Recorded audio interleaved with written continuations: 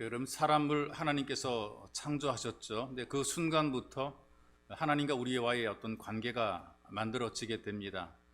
하나님의 형상대로 사람을 지으셨다는 것은 이 사람이 하나님과 떨어질 수 없는 친밀한 관계가 있다, 이제 그런 의미를 가지고 있거든요. 아담이 처음으로 관계를 맺으신 분이 하나님입니다. 그 다음에 이제 하와가 되겠죠.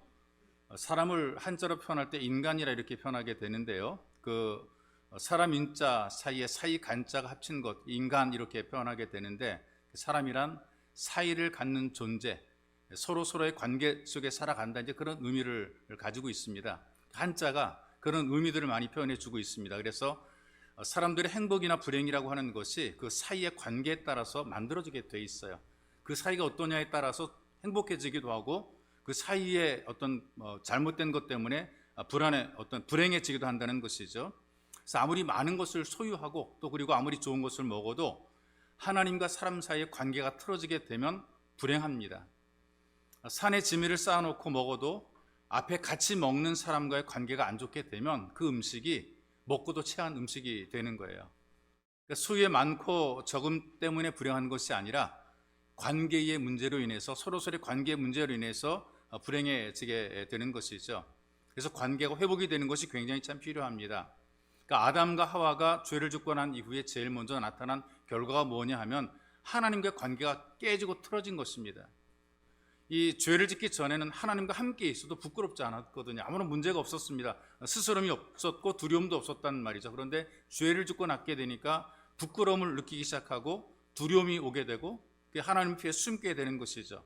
죄로 말미암아 하나님과의 관계가 단절이 돼버리고 말았습니다. 그리고 이렇게 단절되고 끊어진 관계를 회복시키기 위해서 예수님께서 우리에게 오신 것이죠. 그래서 모든 사람들은 바로 예수 그리스도를 통해서, 오직 예수를 통해서만 하나님과 관계가 회복이 됩니다. 그리고 이런 관계를 만들어가는 것을 우리는 만남이라 이렇게 표현하게 되죠. 사람은 살아가면서 누구를 만나느냐에 따라서 그 사람의 됨됨이가 달라지는 경우들이 있어요. 우리가 살면서 다양한 만남들을 가지게 됩니다.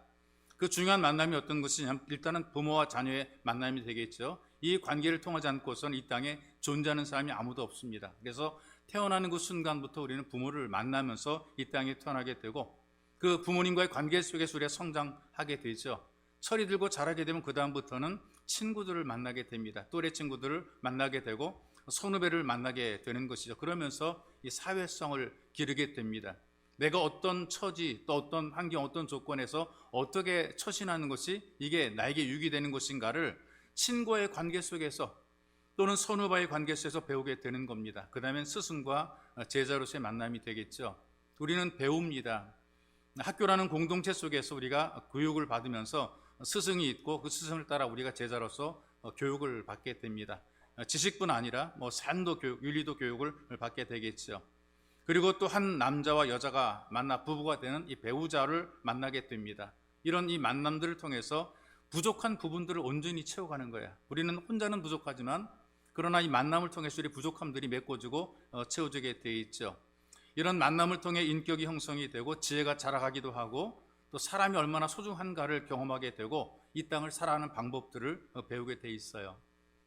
그 단편 소설 작가 가운데 오헬리라고 하는 분이 계시는데, 이분이 쓴 책 가운데 20년 후라고 하는 이 작은 단편 글이 있어요. 두 명의 젊은이가 있습니다. 그들이 20년 후에 마지막으로 같이 식사했던 그 장소에서 다시 만나자 그러고 그들은 약속하고 서로 각자의 삶으로 헤어지게 됩니다.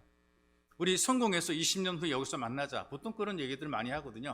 고향에서 같이 있던 친구들이 한 사람은 지방으로, 이쪽 지방 또 저쪽 지방으로 떠나면서 우리 20년 후에 여기에서 만나자라고 하는 그런 약속을 하고 떠나는 경우들이 많죠. 만나게 되었을 때 한 청년은 도둑이 되어서 수배자로 나타나게 되었고, 한 청년은 경찰관이 되어서 만나게 되는 그런 그 만남을 소설로 단편으로 글을 썼습니다. 20년 동안 서로 다른 길을 걸어온 것이죠. 누구를 만나서 어떻게 살았냐에 따라서 20년 전의 만남 또 20년 후의 만남이 다른 만남이 되어버리는 것입니다. 20년 후의 만남에 대한 기사가 신문에 실린 적이 있어요.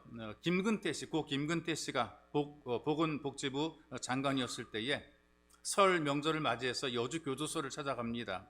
거기서 한 사람을 만나게 되는데 고문기술자라는 별명을 갖고 있었던 이근한 씨를 만나게 되죠.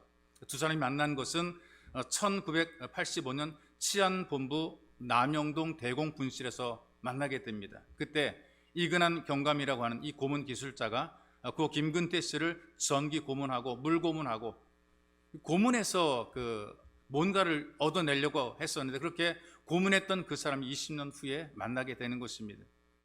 이근한 씨와 김근태 씨는 과거 가해자와 피해자로 만나게 됐어요. 당시에 김근태 씨가 세월의 흐름 속에서 나는 과거의 원망이나 미움이 없다, 원한 다 잊었다, 그렇게 얘기를 하고 손을 내밀었습니다. 이근한 씨는 과거 고문으로 괴롭힌 것을 뉘우치면서 용서를 구했어요. 그래서 극적인 화해의 만남이 되었다는 것이 신문에 실려서 많은 이들의 가슴을 뭉클하게 만들었던 사건이 있습니다. 근데 똑같은 날, 같은 날 신문에 이런 기사가 또 실렸더라고요. 깨진 관계, 그런 내용으로 기사가 실렸어요. 68세 이 씨라는 그 분이 동생 가족 3명을 사냥총으로 쏴 죽였습니다. 또 다른 동생의 며느리와 친척들에게도 총을 쏴서 중상을 입혔어요. 그리고 첫째 동생 집으로 가서 불을 지른 다음에 인근 야산으로 달아나서 자기 스스로 총을 쏴 목숨을 끊었던 이 사건이거든요. 이 범행 이유를 추적해서 밝혀내게 되는데, 20여 년 전에 아버지가 돌아가시면서 재산 분배를 해주게 됩니다. 그런데 그 재산 분배를 자기한테 적게 해준 것에 대한 불만이었어요. 부모님이 재산을 나눌 때 왜 나한테는 적게 나눠주는가, 이것 때문에 동생들과 자주 말다툼을 해오다가 결국에는 가족들이 다 모이는 명절에 끔찍한 사건을 저지르게 된 것입니다. 이들의 만남은 20년 동안 품어왔던 부모에 대한 불만으로 형제와 친족을 죽이고 자기도 자살로 끝을 맺은 이 비극의 만남, 깨진 관계라는 것이죠. 여러분, 이 땅에 수많은 만남들이 있고 우리는 많은 만남을 가지고 살아갑니다. 홀로 살아가는 사람은 아무도 없지요. 그런데 이 만남도 만남 나름인 것입니다. 쓰레기통 같은 만남이 있다 그래요. 이 쓰레기통이라고 하는 것은 만지기만 하면 좋지 않은 냄새가 납니다. 만남을 통해서 계속해서 서로에게 상처를 주는 만남이죠. 차라리 안 만났으면 좋을 그런 만남을 만나는 것입니다. 서로 시기하고 질투하고 서로 싸고 원한을 남기게 되는 좋지 못한 영향을 주는 것, 서로 약점과 서로의 상처를 후벼파는 이제 그런 만남을 가지고 있는 사람도 있습니다. 이거 오래 가면 오래 갈수록 점점 더 썩은 냄새가 나게 되고 점점 더 부패하게 되고 점점 더 깨지게 되는 깊은 상처를 받는 그런 만남이 이 쓰레기통 같은 만남, 또 다른 책에 보니까 생선 같은 만남, 뭐 그렇게도 표현하더라고요. 만나면 만날수록 냄새가 나는 좋지 못한 그런 만남이 있다는 거죠. 또 꽃과 같은 만남이 있다 그래요. 이 꽃은 만남은 만날수록 향기가 나는데 너무나 좋은데 행복한데, 근데 결국 시들어버리는 그런 관계를 꽃과 같은 그런 만남이라고 표현하더라고요. 정말 좋은데, 만남은 좋은데 기분이 좋아지는데 그 이상은 아니라는 것이죠. 오랜 시간 지나니까 시들어버립니다. 감정도 마음도 사그러져 버리는 만남을 꽃과 같은 만남이라고 표현하더라고요. 또 이런 표현합니다. 손수건 같은 만남이라는 표현을 쓰고 있어요. 상대가 슬플 때 눈물을 닦아주고 그의 기쁨이 내 기쁨인 것처럼 축하하고 힘들 때는 땀을 닦아주는 그런 손수건 같은 만남. 이거 정말 쉽지 않은 만남이지만 그러나 이런 만남이 좋은 만남이라는 것입니다.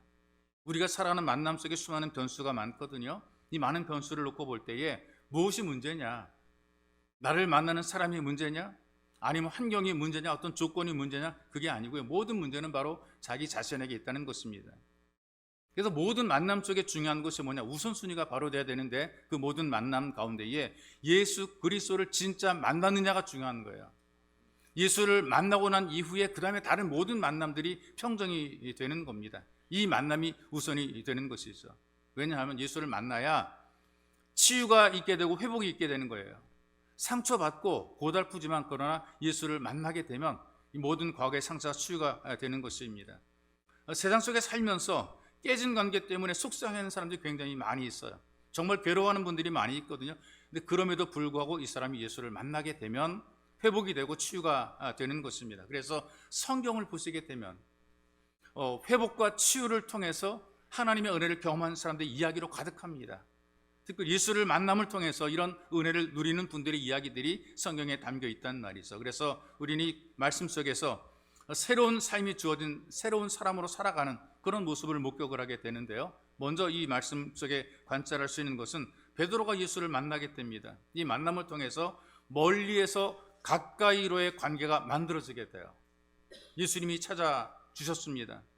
본문의 말씀에 보게 되니까 멀찍이 있던 베드로를 누가 찾느냐? 베드로가 예수를 찾은 것이 아니라 예수께서 베드로를 찾아주신 것입니다. 오늘 여러분들이 예배 자리에 오신 것도요, 여러분들이 교회 가야 되겠다 막 온 것, 물론 여러분들이 결심이 그래서 오셨겠지만, 그러나 그런 마음을 누가 주었을까? 하나님께서 우리 마음에 감동을 주어서 내가 예배 자리에 가야 되겠다라고 주께서 우리를 불러주신 것입니다. 그러니 아무나 오는 것, 누구나 오라고 불러도 아무나 올 수 있는 자리가 아닌 거라 그 말이에요. 이 베드로는 말씀 속에 소개하고 있는 것처럼 굉장히 오랜 경력을 가진 어부거든요. 물고기가 풍부한 이 갈릴리 호수에서 자기 배를 가지고 고기를 잡아 가정을 꾸리고 그 다음에 가장이 되어 살아가는 그런 사람입니다. 아마 밤새 물고기를 잡았던 것으로 보아서 가정을 책임지기 위해서 노력했던 성실한 가장이에요. 게으른 가장이 아닙니다. 처자식을 먹여 살리기 위해서 밤새서 일하는 그런 아주 신실한 가장, 아비오 남편이었어요. 부지런한 사람이 열심히 살아가는 사람입니다. 그러니 이런 사람들을 가족들이 싫어할 리가 없겠죠. 이렇게 열심히 가족에 헌신하는 가장을, 아빠를, 그리고 또 남편을 싫어할 사람은 아무도 없습니다. 그러니 가족들과의 관계는 별로 무리가 없어요. 괜찮은 것처럼 우리가 유추 가능하죠. 또 동생과 친구들과 함께 일하는 것으로 보아서 형제 간에도 우애가 있는 좋은 관계입니다. 함께 일한다는 게 쉽지 않거든요. 서로 싸우고 다툰단 말이죠. 근데 친구 관계도 좋고 그 다음에 형제 관계도 굉장히 우애가 있는 것으로 우리가 이 말씀을 통해 유추가 가능한데요. 예수의 말씀대로 깊은 데 가서 고기를 잡았어요. 그물을 끌어올릴 때에 다른 친구들에게 손짓해서 오라고 불렀어요. 친구들이, 어부인 친구들이 다 몰려와요. 도와줍니다. 친구를 도와주는 모습을 보게 되면 친구 관계도 괜찮은 겁니다. 그럼 여러분, 여기까지는 우리가 볼 때에 보통 사람처럼 살아가는 그런 삶의 모습, 여러분도 이 정도쯤 하고 살아갈 거라고 생각이 돼요. 열심히 살고 가정을 책임지려고 하고 자기 직업에 충실하고 다른 친구들과 다른 사람들의 관계도 원만하게 유지하면서 그냥 우리가 보통 평범하게 살아가는 그런 사람의 모습이죠. 1절의 말씀을 보니까 무리가 몰려와서 하나님 말씀을 들을세 그랬어요. 많은 사람이 몰려서 예수님에게 말씀을 들었단 말이죠. 예전 성경의 그 내용을 보니까 덕에 또 그 표현이 잘 되어 있어요. 많은 무리가 옹이하여 하나님 말씀을 들었다, 이제 그렇게 표현하고 있는데, 왜 그러냐?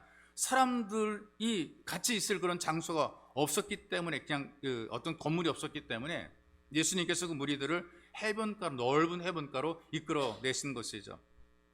거기 모인 사람들이 그냥 모인 사람들이 아니고요, 듣고 싶은 메시지가 있단 말이죠. 하나님 말씀을 듣고 싶었더니 마음의 영혼이 갈급한 거에 들어서 좀 속이 시원해지게 되고, 들어서 위로가 되고, 들어서 격려가 되는, 좀 소망이 생기는 그런 메시지를 듣고 싶었던 거예요. 그 정도로 삶이 팍팍했던 것이죠.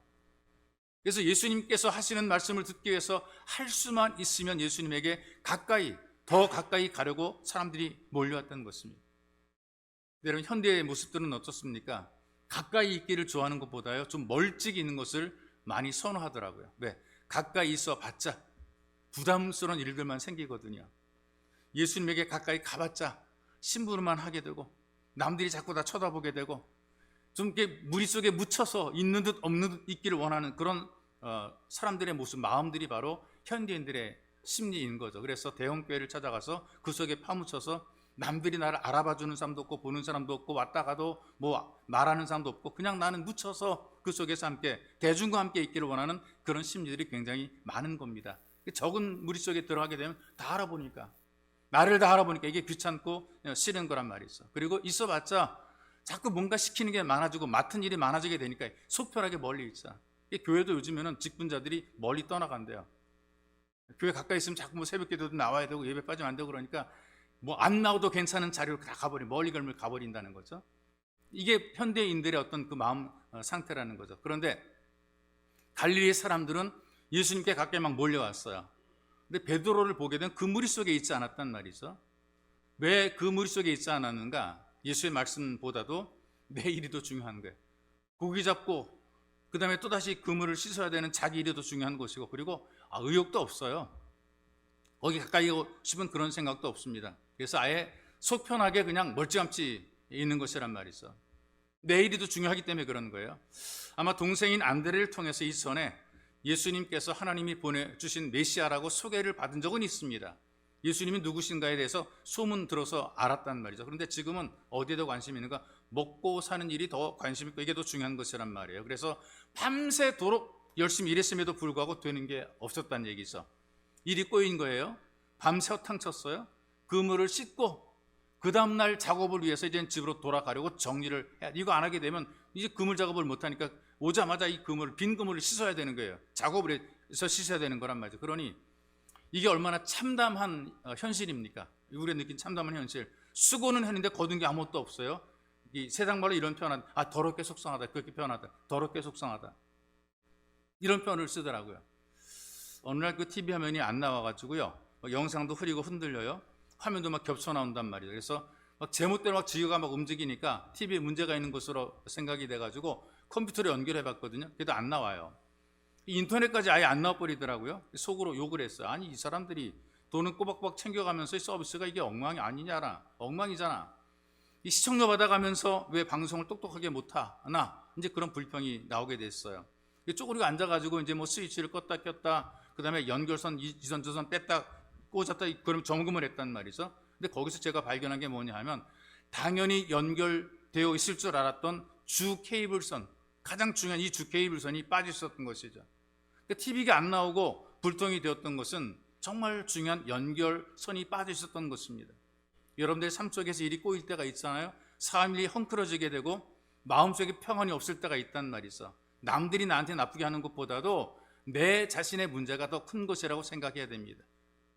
하나님과의 관계가 올바로 만들어지지 않게 되었을 때에 우리의 생활과 마음이 막 TV 화면처럼 흔들리게 되고 안 나오게 되고 막 겹쳐 보이게 되고 온갖 불편한 것들이 만들어지게 되는 거죠.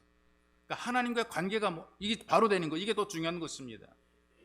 지금 이 베드로의 처지는 자기 스스로 생각하기에도 한심한 거죠.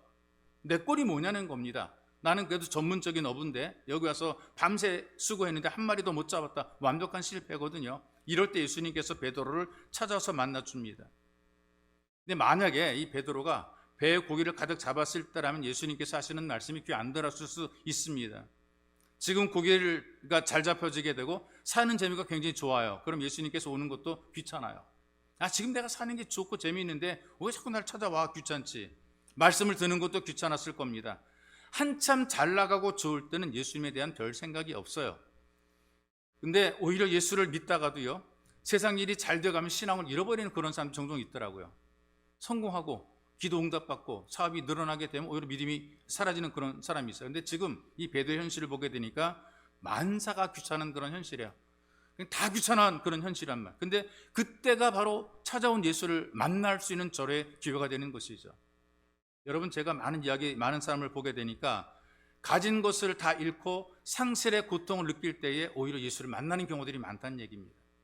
내가 가졌을 때, 누렸을 때, 이 좀 당당하다라고 할 때 그때 예수를 만나는 것보다 오히려 없을 때, 잃었을 때, 안 됐을 때, 실패했을 때 오히려 예수를 만나는 경우들이 훨씬 더 많다는 거예요. 사랑하는 사람을 보내고 슬픔 속에 빠져 있을 때 예수를 만나는 확률이 높고요. 건강에 적신호가 커져서 불안과 두려움이 엄습할 때 예수를 찾으려고 그러고요. 그리고 하는 일이 잘 안 돼서 낙심될 때에 이 베드로처럼 허무와 피곤에 지쳐 삶의 그물을 거두고 있을 그때에 나를 찾아오시는 예수를 만나는 게 쉬운 것입니다. 반가운 것입니다. 이런 나를 버리지 않고, 사람들은 나를 외면하는데 그 예수님께서 나를 찾아주는 것이 얼마나 반가운 줄 모르는 거예요. 그래서 멀어진 관계가 가까워지게 됩니다. 이렇게 예수님과 만남의 관계가 시작이 되게 되면 이제 믿음의 길을 가게 되는 것이죠. 여러분들이 살아가면서 또 우리 주변에 많은 사람들이, 어떤 사람들은 인생의 내리막길에서 예수님을 만나는 경우들이 있습니다. 어떤 사람들은 오르막길에서 예수를 만나기도 합니다. 예수님께서는 멀리 있는 우리를 그렇게 찾아주셨고 예배의 자리에 앉게 된 것은 예수님이 찾아주심으로 앉게 된 것이죠. 그래서 여러분, 사는 재미가 아무리 좋아도 예수를 만나야 됩니다. 사는 게 막막하지요. 그래도 예수를 만나야 됩니다. 여러분들은 언제 어디서나 예수 그리스도와 가까운 관계가 되시기를 주의 이름으로 축복합니다. 오직 예수로 회복된 관계는 은혜의 누림이 있어요. 감동적인 은혜의 누림이 있어요. 그리고 뭔가 순종하는 그런 마음속에 그런 마음을 갖게 되는 거죠. 말씀대로 순종하니까 은혜의 누림이 주어지게 되는 겁니다. 자, 지금 베드로랑 예수님이랑 서로 이야기를 나누잖아요. 대화가 통한다는 얘기는 이제 좀 가까워졌다는, 관계가 친밀해졌다는 것이죠. 이제는 이 베드로가 예수께서 하시는 말씀을 듣습니다. 얼마큼까지 듣게 되냐? 순종할 만큼 가깝게 들을 수 있을 정도로 회복이 됐어요. 그래서 예수님의 말씀에 의지해서 순종하려는 그런 결단까지 하게 되는 거죠. 하나님께서 말씀할 때 그 말씀에 순종하는 것이 복이고요. 이 순종하는 것은 아무나 다 하는 것 절대로 아니고요. 사이가 좋아져야 순종이 가능해요. 예수님과 친밀해져야 예수님과 가까운 사람이 순종하게 되는 것이죠. 여러분들이 어떤 일을 부탁하거나 뭔가 좀 일을 시키려고 그럴 때에 모르는 사람에게 시키지 않잖아요. 중요할수록 지나가는 사람에게 부탁하지 않아요. 내가 잘 알고 있는 사람, 내가 친한 사람, 내가 가까운 사람에게 일을 맡기고 일을 부탁해요. 모든 일이 다 그래요. 여러분 개인의 일이든 공동체 일이든 가까운 사람에게 뭔가를 부탁하고 일을 맡기고 그 일을 시키는 거란 말이죠. 가깝지 않은 사람에게 뭔가 부탁하게 되면 순종할 리가 없죠. 내가 널 어떻게 아는데 뭘 믿고 이런 그 말을 한단 말이에요. 순종을 안 한단 말이죠. 그런데 친밀하면 잘 알고 있으면 우리가 순종이 가능한 것이죠. 자, 한번 상식적인 선에서 생각해 보십시다. 목수가 와서 어부에게 충고해요. 어떤 충고하느냐? 깊은 데 가서 그물을 내리라. 이게 순종하는 게 쉬울 것 같아요? 비전문가가 전문가한테 충고하고 있단 말이죠. 목수가 어부에게 이런 충고하는 거란 말이에요. 어떻게 반응하겠어요? 내가 꼴이 비었어요? 왜 알지도 못하면서 이런 마음이 들게 되는 거죠. 그런데 예수님과 가깝고 친밀하게 되니까 그걸 듣고 그대로 해보고자 하는 그런 생각이 드는 거란 말이죠. 목수인 예수님께서 깊은 데 가서 그물을 던지라고 말씀하는데 가까워지게 되고 믿을만하게 되고 친해지는 관계가 되니까 그대로 해보고 싶은 거예요. 그래서 이 베드로가 그대로 하잖아요. 했더니 풍성한 결과를 만들어 냅니다. 여러분, 우리가 주의 말씀에 순종하게 되면, 기꺼이 헌신하게 되면 그 수고의 결과가 헛되지 않다는 얘기죠. 우리의 수고, 우리의 헌신을 주께서 기억하십니다. 넘치도록 채워주는 것이 있어. 우리가 정말 마음을 다해 맡겨진 자리를 잘 지키고 최선을 다하게 되면 바로 그 풍성한 응답이 주어지게 되는 것입니다. 우리가 그런 의미에서 한번 이 당시의 환경을, 또 상황을 우리가 한번 상상해 보게 되면 그래요. 신앙생활이라고 하는 것이 보기만 하는 것과 직접 체험하는 것과는 이 감동이 다르죠.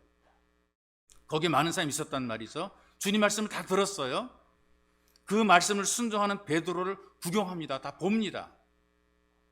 이 베드로가 순종하나 안 하나 보자. 그런데 베드로가 순종해서 깊은 데로 들어가요. 다 봐요. 사람들 본단 말이죠. 근데 깊은 데로 가서 2배 가득하게 물고기를 잡아 올리는 것도 두 눈으로 똑똑히 봤어요. 친구들도 보고 많은 사람이 봤단 말이죠. 본 것만으로도 여러분 얼마나 놀라운 체험입니까? 야, 대단하네. 이게 되네. 예수님께서 말씀하시니까 이 진짜 되네. 라는 그런 눈으로 목격을 했단 말이죠. 이 본 것만으로 대단한 체험인데, 그렇다면 직접 가서 그물을 던져 물고기를 끌어올린 베드로의 체험은 얼마나 감격적, 얼마나 대단하겠어요. 직접 가서 함께 그물을 끌어올린 친구들의 감동과 친구들의 체험은 얼마나 대단하겠어요. 이게 중요한 거예요. 우리는 듣습니다. 우리는 봅니다. 이게 내 체험이냐는 것이죠. 내게도 이런 체험이 있는 거, 이게 중요한 거예요. 예배 자리가 이런 체험이 내 삶 속에 실제로 경험되는 이 놀라운 은혜를 누리는 자리가 바로 예배 자리가 되는 것입니다. 성경을 많이 읽었습니다. 교회를 굉장히 오래 다녔습니다. 흔히 말하는 모태신앙이랬어요. 엄마 뱃속부터 예수 믿었다. 모태신앙이라고 그랬어. 그런데 그냥 다니기만 한 사람과 교회 속에 들어와서 시키는 대로 봉사하고 섬기는 신앙생활 한 사람과의 감동은 다른 것입니다. 은혜에 대한 체험, 헌신에 대한 깊이도 다른 것이 있어. 거기 많은 사람이 있었어요. 그런데 직접 체험했던 베드로는 너무나 놀라서 예수님 앞에 무릎을 꿇었지 않습니까? 8절에 이런 고백을 하잖아요. 주여, 나를 떠나소서. 나는 죄인으로소이다. 누가 죄인이라고 시킨 적도 없거든요. 지 스스로가 자기가 그런 고백을 해요. 자기 부족하다는 얘기죠.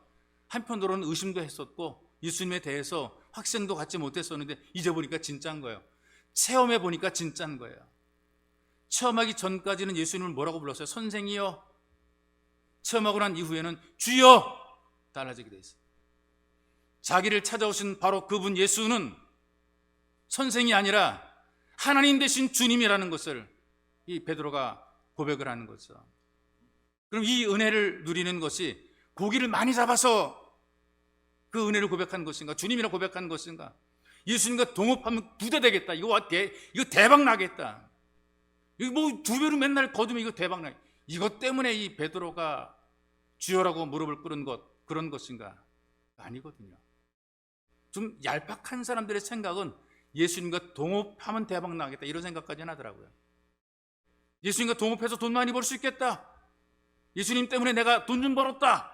여기에 대해서 막 대단하게 생각을 하는데 그거 아니에요. 근본은 그게 아니에요. 진짜 큰 은혜는 예수님께서 나의 주님이 되신다는 것입니다. 내 주님, 나의 진짜 주인 되시는 주님이 되신다는 거죠. 이 관계가 되지 못하게 되면 그물만 바라보는 거죠. 그물이라는 것이 날마다 2배 가득하게 채워지는 것 아니거든요. 맨날 대박 나는 것 아니거든요. 여러분 예수 믿는다고 기도했다고 사업이 막 대박이 막 터집니까? 여러분이 기도했다고 병이 막 펑펑 났습니까? 남들처럼 고통, 남들처럼 고민, 고뇌, 슬픔, 아픔 다 겪게 되는 거죠. 그런데 중요한 게 뭐냐? 바로 예수님께서 내 주님이 되셨다는 거죠. 그물만 보는 사람들은 거기에 집착하고 살아가다가 좀 잘 될 때는 해 하다가 또 안 될 때는 또 낙심해버리고 믿음이 있는 것처럼 하다가 또 없는 것처럼 보여 천국에 갔다가 또 지옥 떨어지게 되고 이 행복이라는 것이 그물이 얼마나 많이 채워진 이것 가지고 행복하다 불행하다 이렇게 판단하고 살아간단 말이죠. 이제 불행한 것은 뭐냐면요, 예수를 안다고 해도 예수를 믿는다고 해도 주님으로 영접하지 못한 이 인생이 가장 불행한 인생, 불쌍한 인생이 될 수밖에 없어요. 은혜 받는 것이 다른 것이 아니고요, 예수를 주님으로 영접하고 내가 누구인가를 알게 되는 거예요. 나는 주님 없이는 살 수 없습니다. 나는 정말 예수님께서 나와 함께 하셔야 되고 예수님이 내 주님이십니다라는 이 고백을 분명히 할 줄 알 때 이게 진짜 행복한 사람이거든요. 하나님의 권세를 가진 예수를 체험하고 하나님 앞에서 자기가 죄인 된 것을 알게 될 때 이런 사람을 우리는 은혜 받았다 이렇게 표현하게 되는 거죠. 그래서 참으로 주님을 영접한 사람, 예수를 영접한 사람은 바로 그 예수 앞에서 자기의 죄인됨을 스스로 고백을 하게 돼요. 이게 바로 신앙의 첫걸음이죠. 우리가 이 땅에 살면서 스스로 자기의 죄인됨을 고백한 사람은 아무도 없습니다. 감추려고 그러고 가리려고 그러죠. 내가 죄인이란 얘기를 하는 것을 기분 나빠하고 누군가 내게 죄인이라고 말하게 되면 정말 속상하고 화가 나죠. 그런데 주님 앞에 서게 되니까 달라지게 돼요. 나는 죄인입니다 라는 고백을 하게 돼요. 여러분 정말 잘 되려면, 진짜 성공을 원한다면 예수 그리스도를 나의 주님으로 영접한 친밀한 관계가 회복되시기를 주님의 이름으로 축복합니다. 그리고 또 하나, 예수로 회복이 되니까 더욱 귀한 삶을 살게 됩니다. 헌신의 결단을 하게 되죠. 처음 이 베드로와 예수님과의 관계는 남남의 관계. 예수님은 예수님, 나는 나. 찾아오신 예수님을 만나면서 대화가 되고 말이 통하죠. 서로 주고받게 되는 거죠. 우리는 이것을 기도라는 표현을 쓰고 있습니다. 기도한다. 예수를 믿게 되면 기도하는 거 처음에는 굉장히 어렵거든요. 어떻게 된지도 알지 못하고 내가 어떻게 기도해야 될지도 모르고, 근데 예수를 믿고 신앙생활하다 보게 되니까 하나님 부르는 게 쉬워지게 돼요. 하나님 아버지라 부르는 것이 되게 편하고 쉽고 자연스럽고 그리고 굉장히 친근하게 부를 수가 있어요. 왜? 관계가 가까워지게 되니까. 남남이었던 관계가 대화가 통하게 되니까 하나님 아버지라고 부르게 되죠. 그리고 예수님의 이름으로 기도하게 되죠. 그 기도가 응답이 되고 안 되고 이게 중요한 것이 아니라 내가 하나님을 아버지라고 부른다는 것이 이게 얼마나 대단해요? 얼마나 가까워진 겁니까? 내가 기도한 대로 응답을 못 받아도 하나님 아버지라고 부르는 것이 이거 정말 귀한 것이란 말이 있어. 이런 관계로 발전하게 됩니다. 그리고 서로 대화를 주고받게 되니까 배까지 주님에게 빌려드려요. 마음 타시라고. 그 배 위에서 말씀을 전하게 하시고요. 또 그 다음에 또 순종했더니 배가 고개 가득 채워지게 됩니다. 주님을 영접하더니 이제는 더 나가서 함께, 예수와 함께 이런 관계로 발전하게 되죠. 내가 주님 안에, 주님께서 내 안에. 지금까지는 각자 살았어요. 예수는 예수, 나는 나. 서로 길도 달랐어요. 예수의 길은 예수의 길, 나는 내 길. 그런데 지금은 함께 하나님의 일을 위해서 함께 살고 같이 사는 그런 관계가 된 것이죠. 그런 이후에 배가 2배의 물고에 가득한 그런 삶보다도 풍성한 삶으로 인도해 갔습니다. 그러면서 자기가 죄인인 것을 깨닫게 만들어주시고 이렇게 고백하는 베드로에게 예수께서 말씀하시죠. 10절에 보니까 무서워 말라. 이후로는 내가 사람을 취하리라. 이게 마태복음이라든가 마가복음도 똑같이 기록이 되어 있는데 사람을 낚는 어부가 되게 하리라 이렇게 기록을 하고 있어요. 다른 사람보다 더 가까이 주님의 제자로서 함께 가자라는 부르심이거든요. 예수님께서 같이 일할 사람을 찾고 계셨단 말이죠. 그들에게 사명을 주는 거예요. 지금까지 물고기를 잡는 것, 그것으로 어부를 삼아 살아가는데 사람을 죄에서 건져내고 사람을 구하는 영혼의 어부가 되라는 것입니다. 더 가치 있는 것, 더 보람 있는 것, 더 은혜로운 삶으로 예수께서 인도해 가시는 거죠. 이때 이 말씀을 듣고 베드로, 야고보, 요한 모든 형제와 친구들이 배를 버려두고 예수를 쫓았다 그랬어요. 배와 그물을 버려두고 예수를 쫓았다. 이들이 예수님이 부자였기 때문에 따라 나선 것 아니고요. 또 자기들이 예수를 도울 수 있을 만큼 돈이 많은 부자였기 때문에 따라 나서는 것도 아니고요. 또 자기 배가 채워졌기 때문에 그런 것이 아니라 마음이 이제 사명으로 채워진 거예요. 내가 예수님과 함께하면 내가 뭐든지 할 수 있고 그분과 함께하면 어디든지 갈 수 있고 그리고 예수께서 하시는 그 일이 의미 있는 일이다. 사람을 구하는 것, 사람을 살리는 이 일이 굉장히 의미 있는 일이다라는 그런 마음속에 사명감을 가지게 됐어요. 자, 이거 보십시다. 우리가 일할 때도요, 똑같이 땅을 파도요, 뭘 하는지 모르고 땅을 팔 때는 지고, 이제 땅 좀 파. 그럼 아무것도 못 땅만 파게 되면 굉장히 힘들고 지겨운 거란 말이죠. 그런데 땅을 파서 씨를 심고 씨앗이 자라서 열매를 거두게 되고 후에는 너도 먹고 나도 먹고 굶주린 사람에게 나눠주게 된다라는 것을 알게 되면 땅을 파는 것 힘들어도 견디게 되죠. 땀 흘려도 보람이거든요. 왜? 사명이 사람을 위대하게 만드는 거예요. 내가 왜 이 일을 해야 되는가?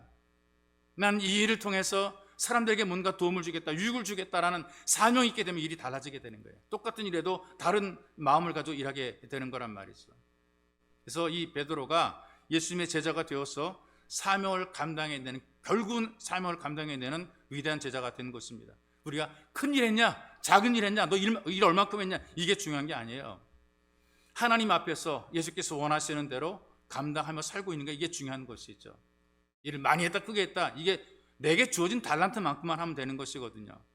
근데 사람들이 이 땅에 살 때에 내가 원하는 만큼 살려고 그러다가 걸리더라고요. 내가 하고 싶은 만큼 하려고 그러다가 걸리게 돼요. 주님 말씀을 순종하지 않고 내가 원하는 만큼만 순종하다가 주님을 따르지 못하게 되고 내가 하고 싶은 만큼만 순종하다가 완벽하게 순종하지 못하고 결국 무너지게 되더라고요. 여기 주님의 제자로 부름받은 이 사람들을 보게 되면 자기 소유일 뿐 아니라 삶의 유일한 도구인 배를 버려두고 따랐다 그랬어요. 이게 무슨 의미입니까? 예수를 따르기 위해서 직업도 내려놓았다, 친구도 가족도 고향도 포기했다, 그런 의미거든요. 이렇게 얘기하게 될 때 또 여기 오해하시는 분들이 없으면 좋겠어요. 극단적인 사람들이 뭐라고 말한 줄 아세요? 다 버려라, 다 버려라.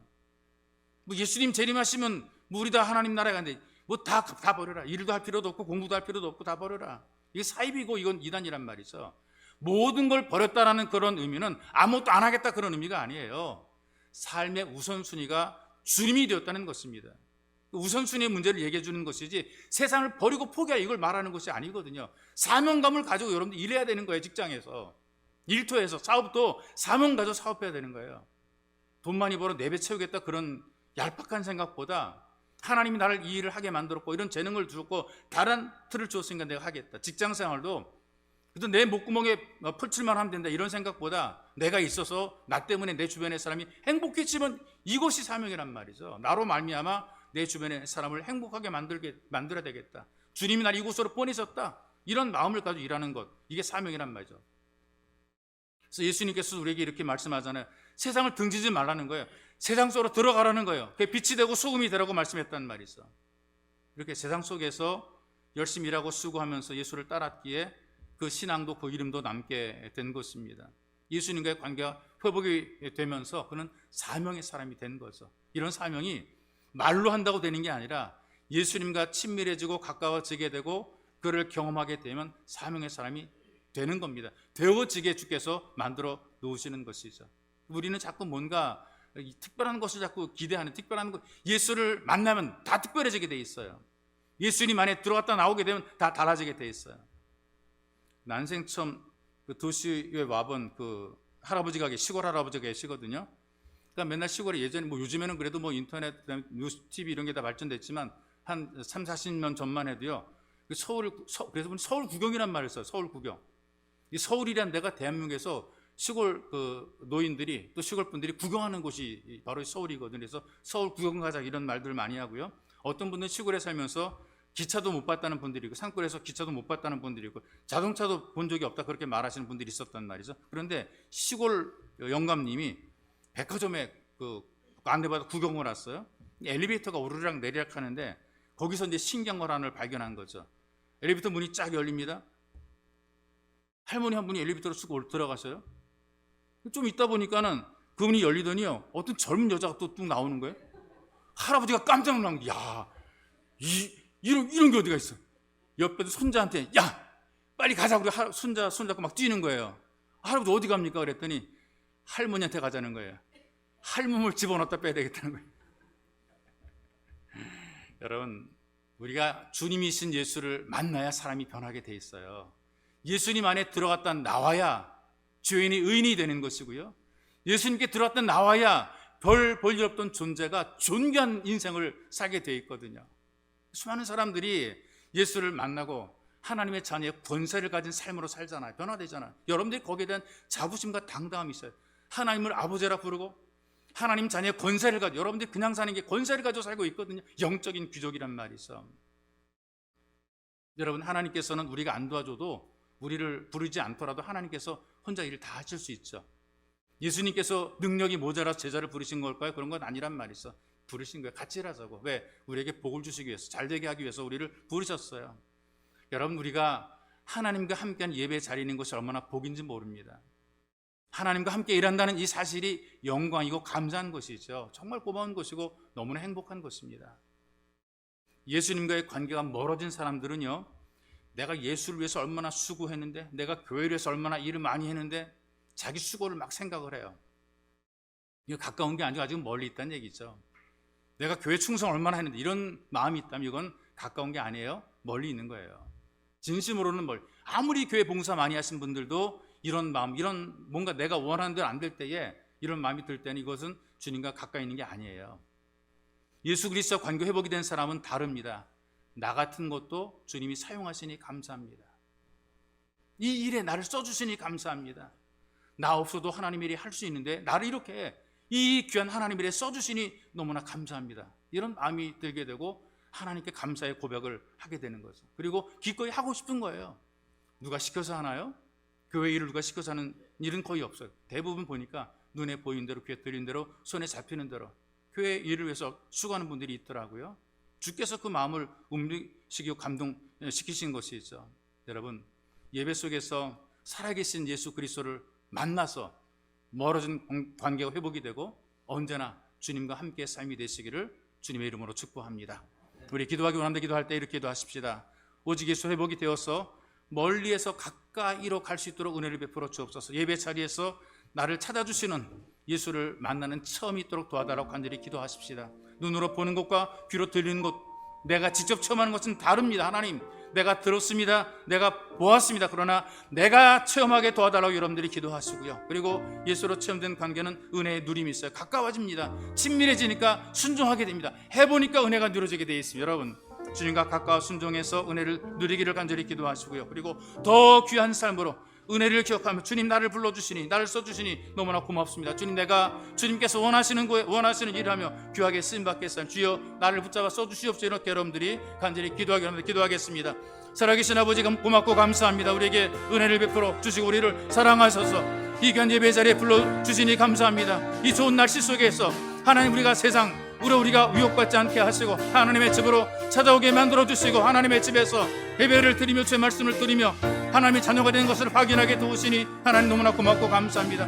우리를 멀리에 두지 않으시고 가까이 부르셔서 하나님의 존귀한 자녀로 만들어주시며 친밀하게 만들어주시니 감사합니다. 멀리 있던 우리에게 말씀을 하게 만들어주시고 기도하게 도와주시고 응답하시고 은혜 베풀어 주시니 하나님 고맙습니다. 주님, 예배 자리 속에서 나를 찾아주시는 예수를 만나는 체험이 개인적으로 있도록 하나님 도와주옵소서. 듣기만 했습니다. 보기만 했습니다. 그러나 내 체험, 나의 체험이 되게 나를 만나주시는, 나를 불러주시는, 나를 가까이 하시는 예수 그리스도의 은혜를 누리는 처음 있도록 하나님께서 은혜를 베풀어 주옵소서. 누구를 위한 말씀이 아니라 바로 나에게 주시는 말씀이고 내게 주는 메시지인 것을 기억하게 도우셔서 하나님 나를 만나소서, 나를 찾아주옵소서. 이 체험들이 각자의 심령 속에 넘쳐나게 만들어 주옵소서. 오직 예수의 복됨으로 은혜의 누림이 끌어나며 수마합니다. 살아계신 하나님 아버지, 주님과 가까워지고 친밀의 증으로 말하면 주님의 말씀이라면 무엇이든지 하겠다는 결단이 있도록 하나님 도와주시옵소서. 주께서 말씀했사오니 주여 말씀대로 순종하겠나이다. 이런 간절한 마음을 가족 앞에 나가게 만들어 여기에 하나님의 은혜와 능력이 나타나게 붙잡아 축복해 주시기 원하며 소망합니다. 이제 간절히 원하며 소망합니다.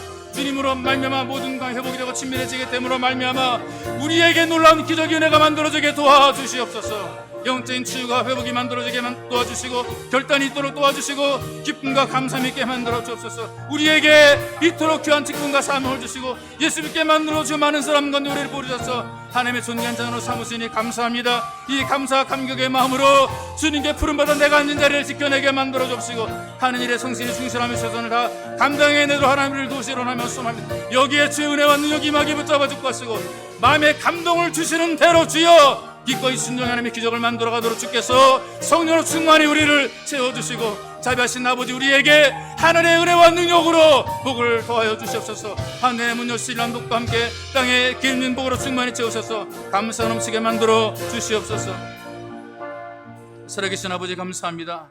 우리를 가까이 불러주시고 하나님 말씀을 듣도록 은혜를 베풀어 주시며 예배 자리를 지키도록 인도하시니 감사합니다. 주님, 우리의 가슴이 뜨거워져 하나님 말씀을 기꺼이 듣고 순종함으로 은혜 누림이 있도록 도와주시고 특별히 주님과 함께하는 이 귀한 삶이 행복하고 감사해서 우리에게 주어진 맡겨진 사명들 그리고 예배 자리를 지키게 하시는 것이 얼마나 복되고 감사한 일인지, 이 땅에 얼마나 많은 사람들이 많은데 우리보다 위대하고 뛰어나고 대단한 사람들이 많지만 주님 우리를 부르셔서 이토록 귀한 예배 자리에 불러주시고 하나님을 경배하고 찬양하는 예배자로 섬기도록 도우시니 고맙고 감사합니다. 우리 자리를 은혜로 잘 지키며 감당하도록 주님 도우소서.